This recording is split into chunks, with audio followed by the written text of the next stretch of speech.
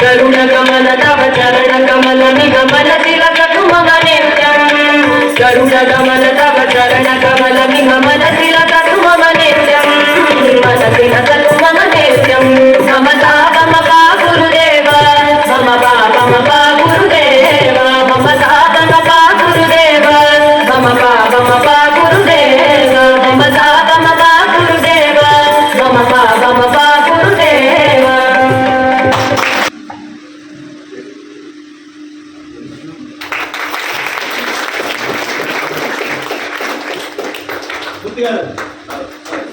వీరు డిప్యూటీ తహసీల్దార్ గారు మూర్తి గారు అభినందన తెలియజేద్దాం మీరు వచ్చినందుకు.